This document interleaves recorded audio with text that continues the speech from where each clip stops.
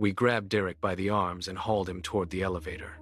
His weight was wrong. His limbs hung limp, dragging against the floor with a hollow, rhythmic scrape.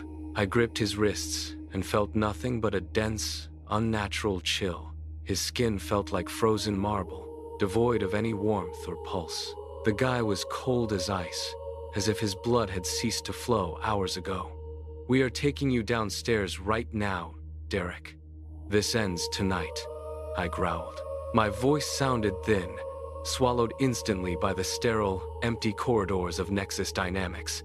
The fluorescent lights overhead hummed, a sharp, buzzing vibration that flickered in sync with my own frantic heartbeat.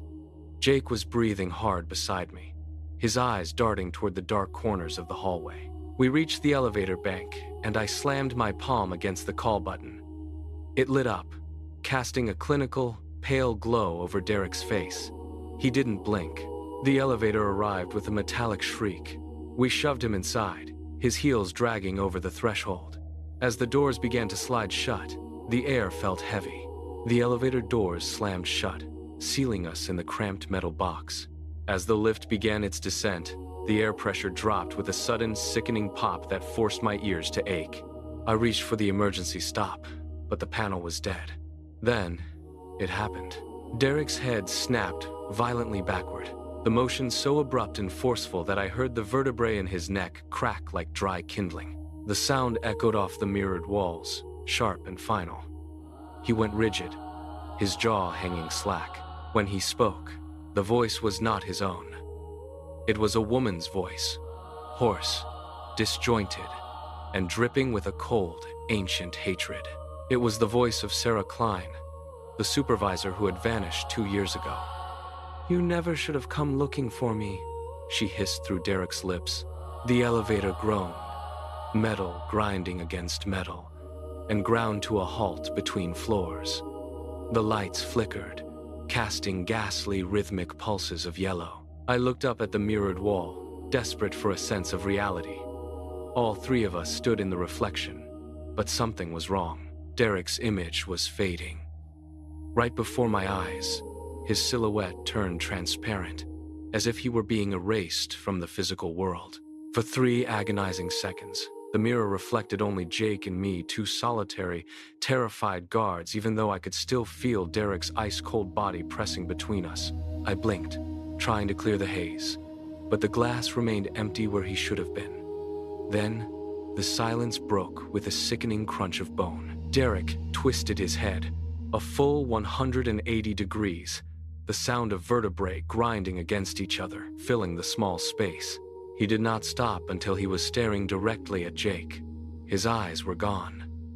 No whites, no pupils, just 2 pits of absolute, pitch-black void. "It is your turn," the voice whispered, vibrating through the metal walls. Derek's mouth curled into a smile that stretched too wide, the skin at the corners of his lips tearing under the unnatural tension. Jake stood paralyzed, his gaze locked into that bottomless, dark stare. The sound of snapping steel was louder than a gunshot. The elevator cables gave way and the floor dropped out from under us. We plummeted, the cabin hurtling down the shaft like a stone thrown into a well. Gravity vanished, replaced by the sickening weight of freefall. I slammed against the wall, my breath knocked out of me, while the metal walls screamed in protest against the friction of the guide rails. The descent lasted only seconds, but it felt like an eternity of rushing wind and grinding iron. Then, the impact. The cabin hit the basement floor with a bone-jarring thud that buckled the steel floorboards and sent a cloud of dust billowing into the air. My vision blurred as the emergency lights died, plunging us into absolute, suffocating darkness. Silence returned, heavier than before. I scrambled to my feet, my hands trembling as I reached for the door release. The mechanism was jammed, but with a desperate shove, the doors groaned and slid open. I stumbled out, expecting to see Derek, but the space was empty. All that remained were his black canvas bag and his radio. My hand shook as I fumbled with the zipper of the canvas bag. Inside lay 17 old security badges, each belonging to a guard or custodian who had vanished over the years. They were caked with dried blood, and tangled strands of hair. Sarah Klein's badge sat on top, still radiating a faint, unnatural warmth. Beneath it lay a brand new badge bearing Jake's photo. It was soaked in fresh, crimson blood that dripped steadily onto the metal floor. Jake stared at the plastic, his breath hitching as he reached out. Suddenly, the radio crackled to life. A cold, soulless voice whispered through the static. "See you boys tomorrow night. I need someone to cover the shift." The elevator doors began to slide shut, sealing us in the dark. The cycle had claimed its next victims. The Tacoma engine cut out at 6:47 p.m. One moment, the hum of the road. The next, the absolute, crushing silence of the San Juan National Forest. We hiked 2 miles through deepening snow toward the frozen alpine lake. We set up the tent, grilled sausages over the fire, and filmed clips for our social media. Everything felt like a dream. We laughed, the sound sharp and thin against the vast, white landscape. But as the stars emerged, the forest went dead. No owls, no rustling, no wind. I stood at the edge of the clearing, waiting for a single branch to snap, but the silence was absolute. I joked about the eerie stillness, but Tyler just tossed an empty beer can into the flames. We had ignored the ranger's warning about recluses in the area, dismissing it as local superstition. We crawled into our sleeping bags, unaware that the silence was not an absence of life, but a warning of something waiting in the dark. At 2:13 a.m., I stepped out to relieve myself. The cold hit like a physical blow, -18 degrees, turning my breath into instant frost. I clicked the flashlight on. The beam hit the fresh, undisturbed snow and stopped dead. A set of barefoot prints circled our tent. Not boots, not snowshoes. Bare, human feet, pressed deep into the frozen crust.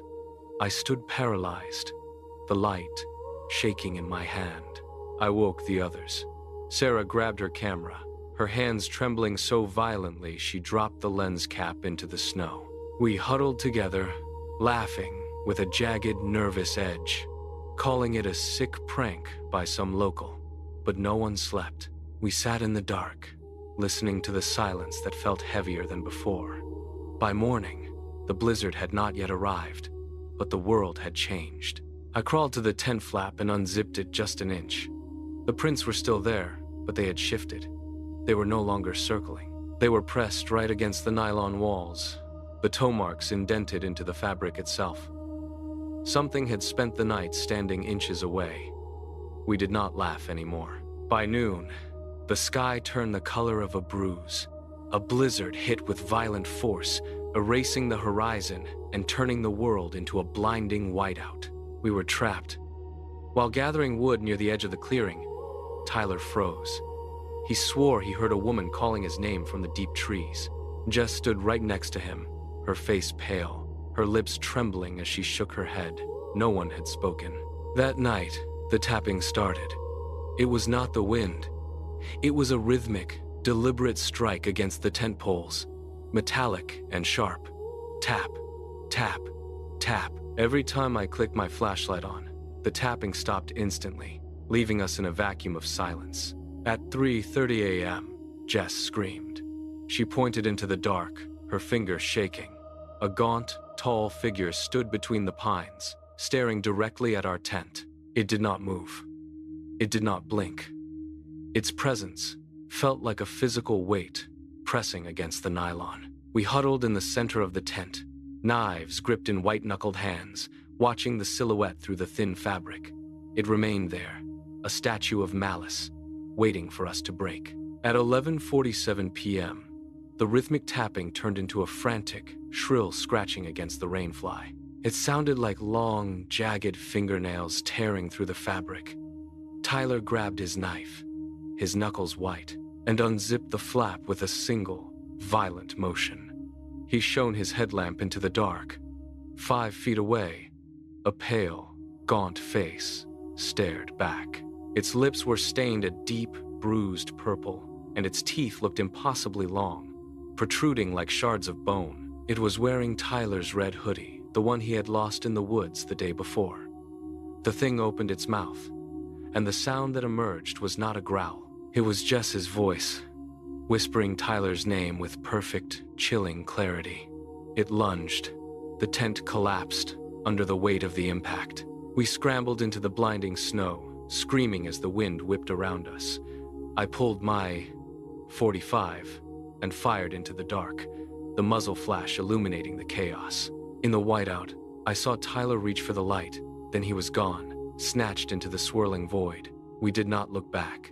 We clawed our way into a narrow cavity beneath a fallen spruce, packing snow against the opening to block the wind. My hands were raw, bleeding from the ice. We huddled in the dark, shivering, listening to the blizzard howl. Then, through the roar of the storm, a sound cut through. It was Tyler. He was crying out for help, his voice thin and desperate, pleading for us to open the door. I reached for the snow wall, my heart hammering against my ribs. But then, the tone shifted. The desperate plea flattened, stretching into a wet, rhythmic, choking sound. It was not a cry for help anymore. It was laughter. Deep, rattling, and impossibly loud. The sound tore through the trees, echoing until the first gray light of dawn.